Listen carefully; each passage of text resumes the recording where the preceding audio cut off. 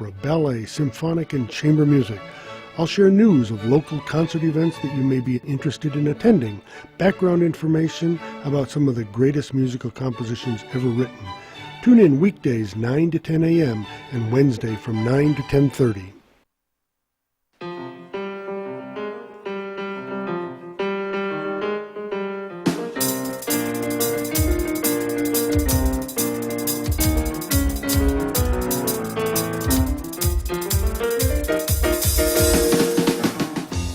Ten minutes past 8 o'clock. It is Wednesday morning, the 30th day of July, 2025. Good morning, everybody. I'm Scott Micklin. Thanks for tuning in to KSJE 90.9 FM over the air right here in San Juan County, New Mexico.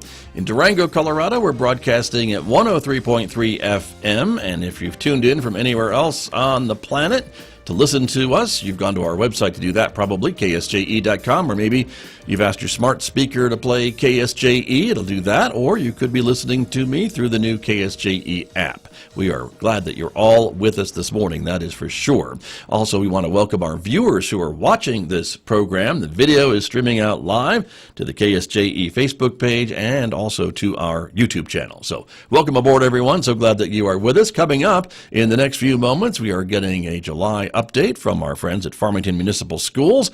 The new school year just about to get started, if you can believe that. We'll find out about that and some of the other accolades and kudos to some of the students and staff at Farmington Schools. So stay tuned for that coming up in the next few moments right here on KSJE. Then, of course, next hour, Mick Hess will take over Roving with the Arts. That comes up after the news at 9:06. It'll be an abbreviated program of Roving with the Arts today because, as you know, we hope, it's Connie Mack World Series season here in Farmington. And so there are 4 games on the schedule again today, 10 o'clock, 1 p.m., 5:15, and 7:30 p.m. And so, again, KSJE will be interrupting our regular programming to bring you all the action from Ricketts Park. We'll get an update here from Kirk Carpenter, too, in just a few minutes on how the games ended yesterday, or should I say early this morning, and what's ahead for today.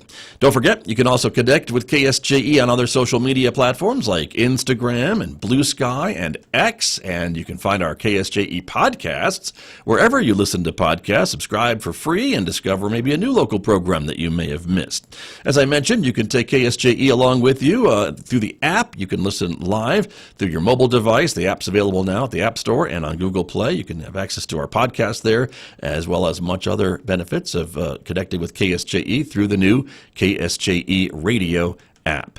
Outside our studios here at San Juan College, 70 degrees, sunny skies today. We're expecting more sunshine, 90 degrees for a high this afternoon, maybe some partly cloudy conditions tonight with a low near 70.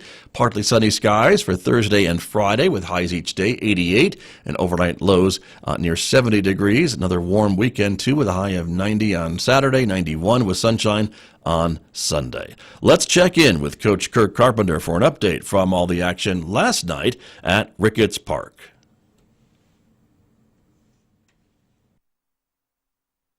6 games played in the Connie Mack World Series yesterday. 3 teams eliminated, 9 others remain alive here in the Connie Mack World Series. Hi, this is Coach Carpenter with the Connie Mack World Series recap. Game number 7 was an elimination game. It was the last game of the night at Ricketts Park, but because of the loss by the host team in the first game, they moved that time. It featured Albuquerque Baseball Academy, ABA, taking on DBAT United Baseball. There was not a lot of scoring in this game until the 3rd inning when 1 run was pushed across by ABA. They held on to the lead until the top of the 7th. They recorded their first out against DBAT United, and then DBAT United erupted. A couple walks, put some hits together, a couple errors committed by ABA. They scored 5 runs in the top of the 7th to take the lead. That's how this one would end. It would also end ABA's opportunity to play anymore in the Connie Mack World Series. The final score of Game 7 was 5-1. DBAT United moves on and lives on in the Connie Mack World Series. In game number 8, it was also an elimination game, and it featured a battle of 2 teams from Texas, the Dallas Patriots and Texas 12. This game was scoreless until the 3rd inning, when Texas 12 scored 2 in the top half of that inning, only to see the Dallas Patriots score 5 of their own to take a 5-2 lead after 3 innings. In the 4th, Texas 12 tied it up with 3 runs to make it a 5-5 ball game. after the top of the fourth. It was a 5-5 ball game until the bottom of the fifth inning when Dallas Patriots took a lead 6-5, only to see one run added by Texas 12, so the ball game ended up tied once again after that inning. It was not until there was actually a walk-off on a pass ball that we determined a winner in this one, and the Dallas Patriots win the game over Texas 12 by a score of 7-6, and so Dallas Patriots will remain in the Connie Mack World Series. Texas 12 is eliminated from this year's field. Game 9 was our third elimination game in the Connie Mack World Series. It featured Zinger Prospects taking on Oklahoma Express. Oklahoma Express controlled the game early on and had a lead by a score of 6-0. But Zinger cut into that lead and cut it in half, and it was 6-3 after 4 innings. They continued to cut into the lead, and then in the fifth they sent 9 hitters to the plate and scored 9 runs, and eventually in that inning would score 10 total runs and took the lead 13-6 over Oklahoma Express. The final score was 13-9, and they would eliminate Oklahoma Express from the Connie Mack World Series. Game number 10 featured Tulsa Sandlot and Midland Southwest Bulls. This was a winner's bracket game and one of the first winner bracket game here at Ricketts Park that happened on Tuesday. Tulsa Sandlot scored first. They picked up a run in the third inning. They led 1-0 until the top of the sixth. Midland Southwest then took advantage of 2 walks and a wild pitch and a double by Michael Netherlands, and Midland Southwest was on top after 6 innings of play. Midland Southwest added an insurance run in the top of the 7th to make it a 3-1 ball game, and in the bottom of the 7th, Sandlot added 1 to that score.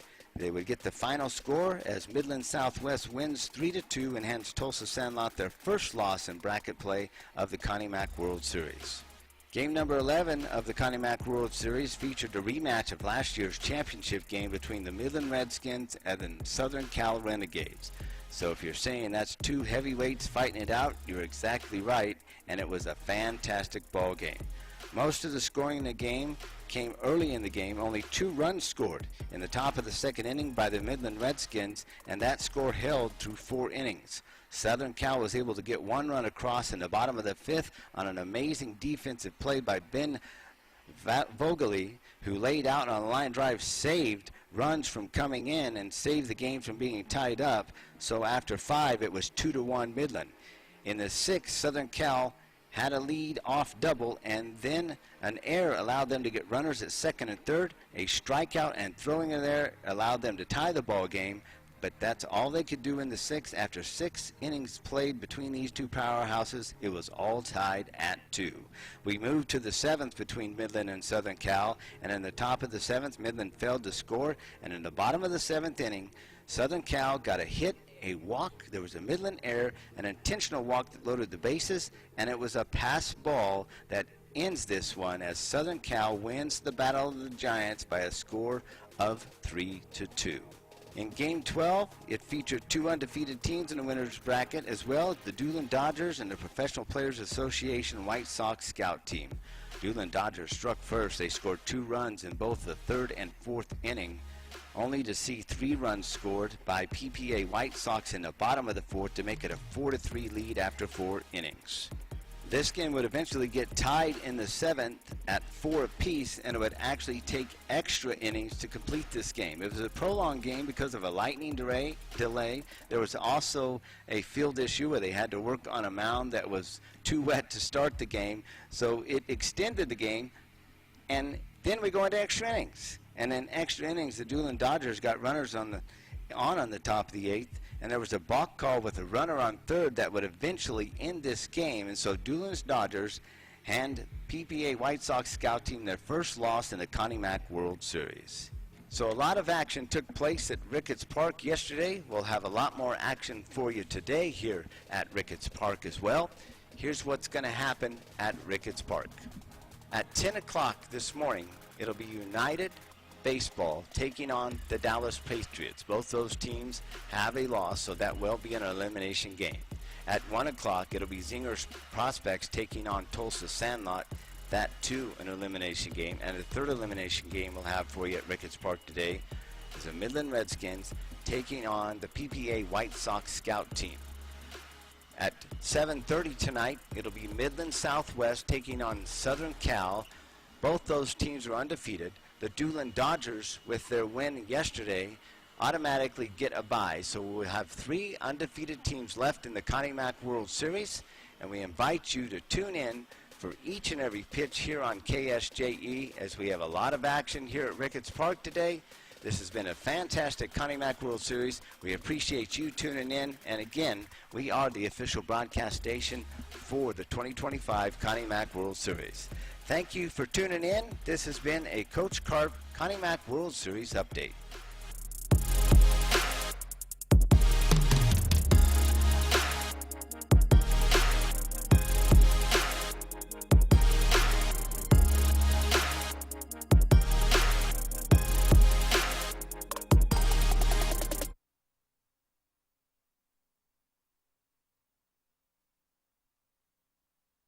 KSJE is supported by San Juan Regional Medical Center.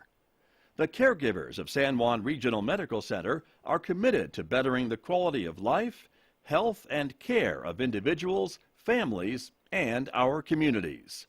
Life is their sacred trust. Better is their mission. Here is their home. San Juan Regional Medical Center, improving the health of the Four Corners since 1910. KSJE is proud to support Music in the Mountains, the 4-week classical music festival based in Durango, Colorado. Featuring 2025 Jill Ward Conductor in Residence, conductor Daniel Reiskin, and new artistic director, Israeli violinist Vadim Gluzman. Music in the Mountains, July 10th through August 3rd, 2025. Find out more at musicinthemountains.com.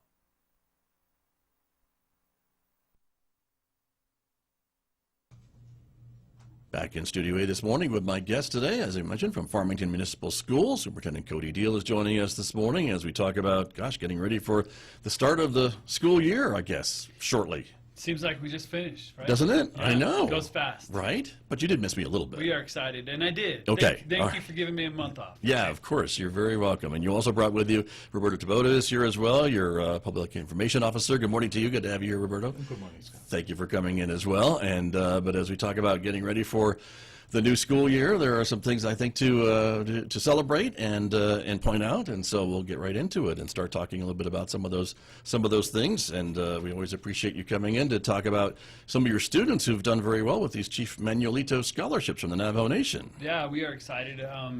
So it's a great opportunity for our students, and can't say thank you enough to the Navajo Nation for supporting our students as they move on and go to school and go to college. And we had 10 exceptional graduates from Farmington Municipal Schools who received the scholarship, so we're very thankful. There you go. Yeah. And radio audience, you're going to have to watch the video on the screen to see all those names that are listed on there, because there are 10 deserving students, and these are very coveted scholarships, I think, too, from the Navajo Nation, if I understand that correctly, too. Yeah, they are. So over the 137 around the state or around the Navajo Nation, so includes schools in Arizona and all over. So yeah, we're very proud of our students and happy for them. So yeah, and I think, Roberto, we post this online too.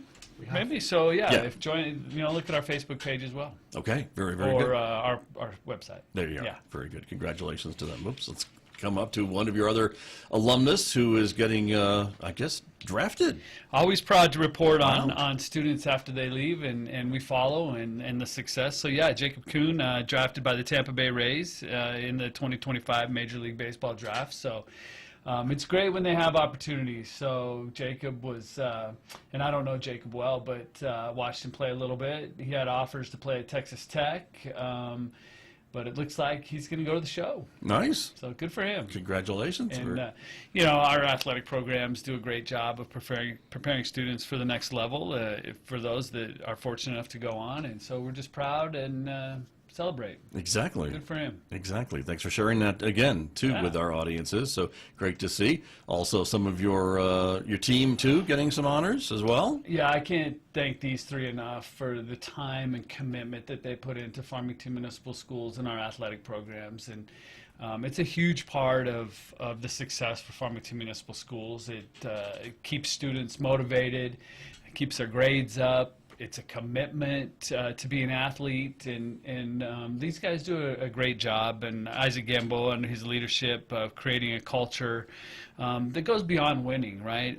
So he does a good job, and these two do as well, supporting their coaches around criterions for success and core principles and identifying behaviors, above the line behaviors that we want our students and our athletes to display, and competing with class. And so these guys do a good job. So yeah, Miss Knass from PVHS is the Rookie Athletic Director of the Year.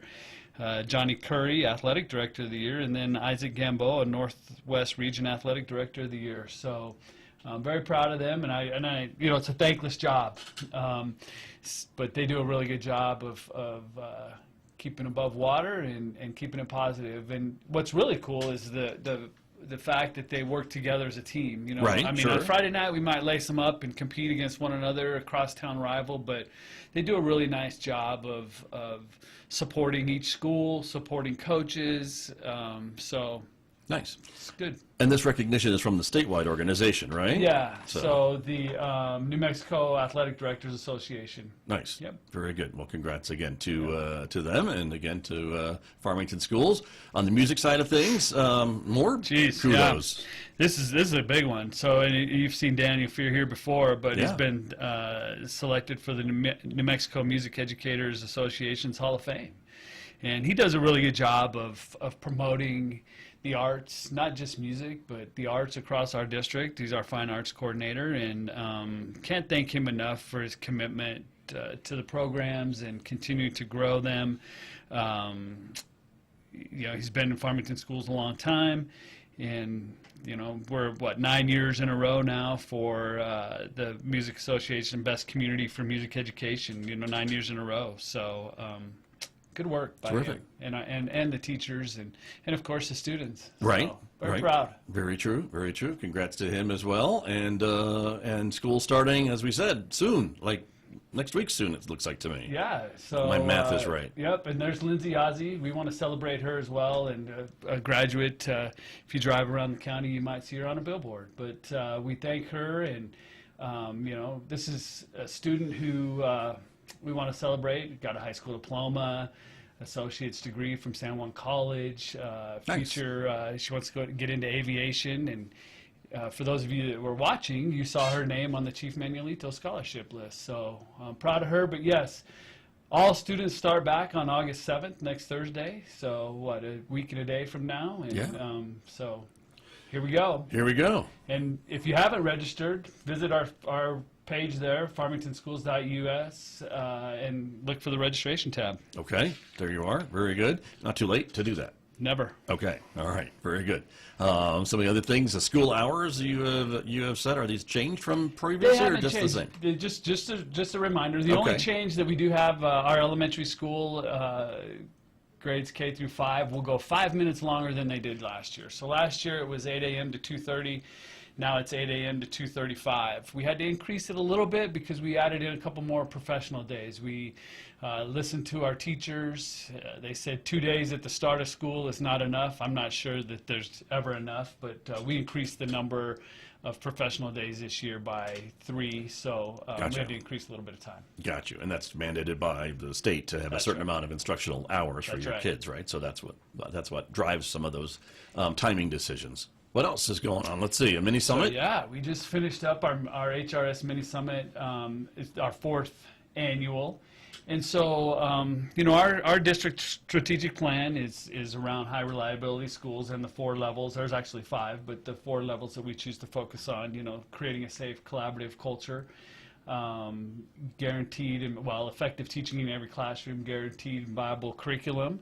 And then how we report out to parents, so standards reference reporting. But this was the 4th annual, and it started pretty well. I thought it was really big when it started for 100, but this year we hosted more than 350 educators, and we're actually seeing other districts wanting to attend, and so we had 15, I believe it was 15 educators from Rio Rancho and Central Consolidated, our neighbors who we appreciate support to the west. I think they had upwards of 50 educators and administrators come participate. So we've been doing this work for a long time in Farmington Municipal Schools, but we've really focused in on the last 3 or 4 years in regards to those leading indicators and what drives our work, and then you know, monitoring it throughout the year and checking to see how we're doing. So. And having events like this, does that tend to, I guess, maybe get the whole team on the same page, I guess? And I know you can't maybe have it for every teacher in the district, but at least for those key personnel, is that what you kind of hope to do? Yeah, and so in one thing that we did this year, and I thought it was beneficial, is that normally we've done it in June, and so we've pushed it closer to the start of school, and so we're asking our new teachers new to the district to attend. So it's a good jump start. And as a matter of fact, I was talking to a new teacher who's joining us from Bloomfield, who's at one of our elementary schools, and I met her yesterday afternoon, and she said it was a great start to you know, to go to this HRS mini summit and see what the work is about in our strategic plan in Farmington Municipal Schools. So we're actually even pushing it one more week next summer into July. Well, it was in July this year. I think it was the 21st, and we're pushing it to July 27th, one more week. So hopefully we'll even have more of our new teachers available to attend, and we want to continue to grow it. So we might even have to move locations. We might have to change it from Farmington High to Piedra Vista to, you know, they have a bigger theater. Sure.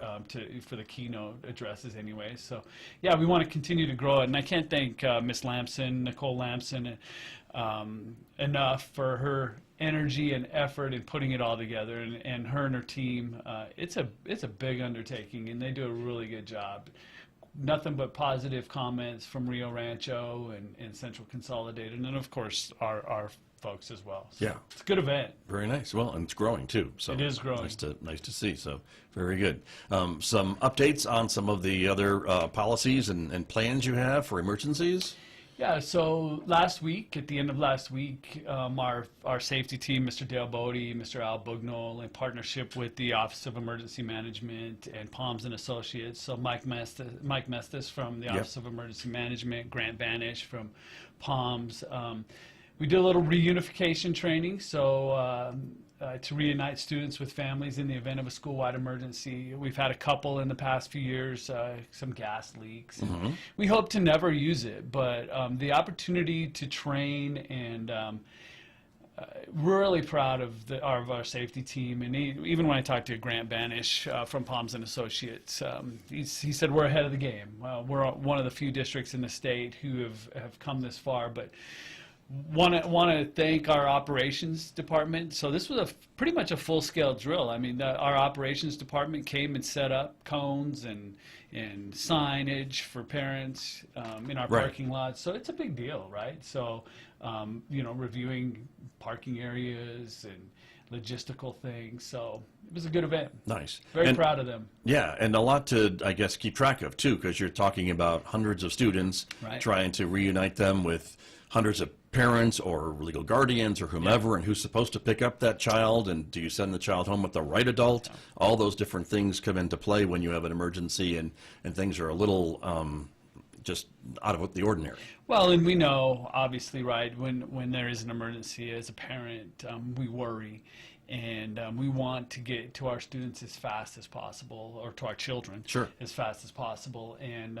so yeah, it's a logistical thing, and we have to ensure that we're giving students back to their parents. And so there's a process, you know, checking IDs, filling out cards, ensuring that the right people are there. And then what happens if you know, I'm a single parent and I'm out of town for work? How do I get somebody reunited with my child? So they went through all of that stuff. Good. So it's a good event. And then, you know, things that people don't think about, students with medical needs, ensuring that our nurses are aware and that they take all of the medicine, and social and emotional needs. So our social workers and counselors are a huge part of this process.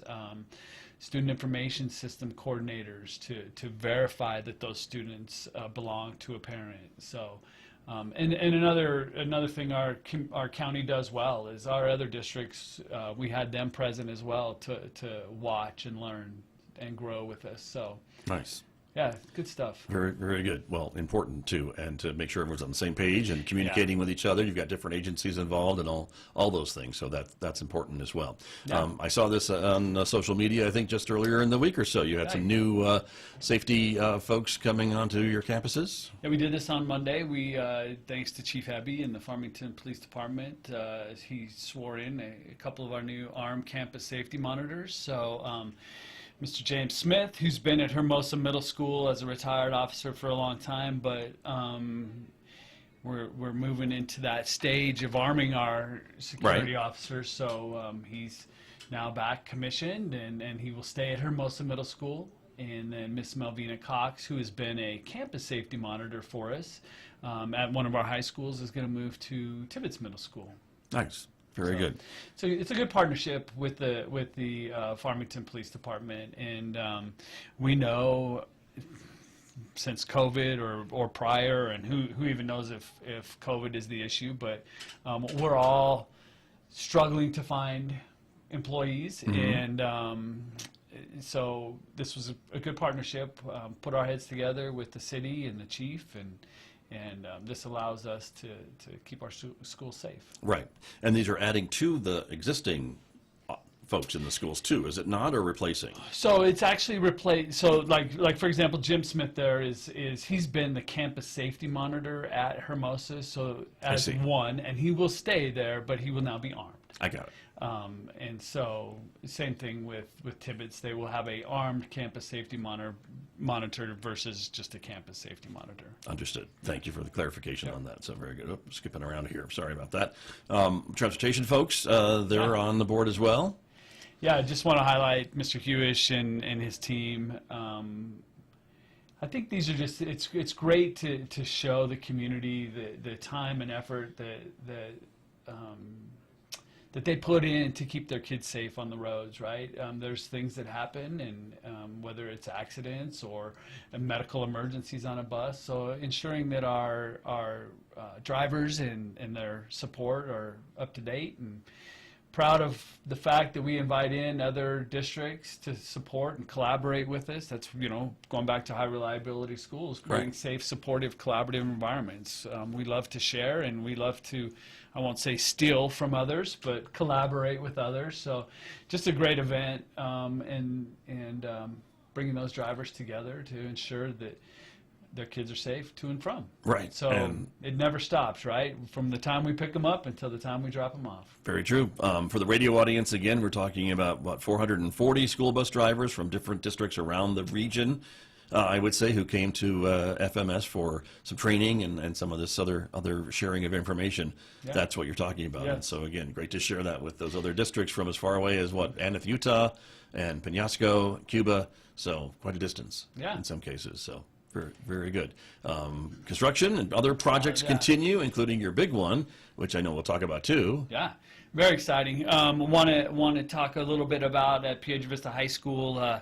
We've been playing football games at Piedra Vista High School, whether it be middle school games or sub-varsity games, for a long time, and people bring chairs and fight for space and have a hard time seeing. So back to Isaac Gamboa and his vision and mission to support our students and their families, we've we've added bleachers. So now you can actually get up off the ground and see the game. Okay. So very proud of that.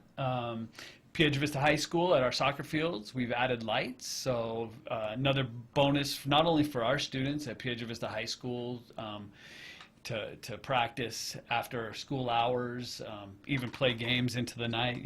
We struggled to finish games sometimes because of lack of lights. But not only that, but the community, this is a benefit to our community. So when we have youth soccer wanting to provide, we provide space or support them, whether it's youth soccer, YAFL, this just gives us more time.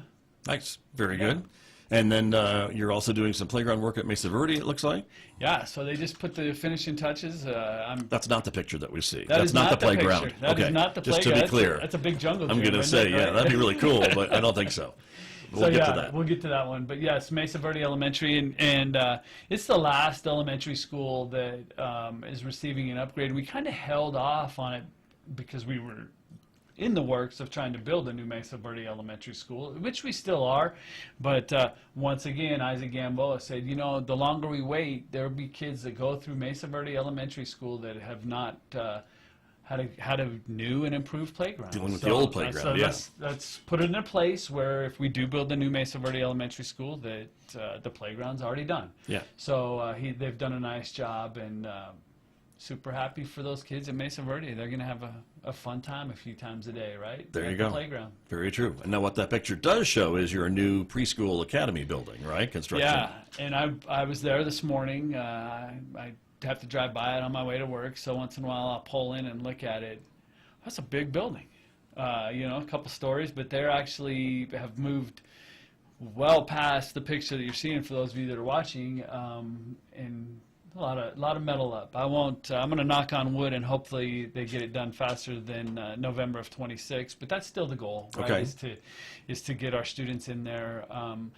Wouldn't it be great if we could get them in at the start of a school year? But sometimes we can't. There's a lot of things we can't control. But it's coming along, and thanks to once again to the Public School Capital Outlay Council, the Public School Facility Authority for their support and in getting this project going, and then of course to Jane's Corporation and all of their subs.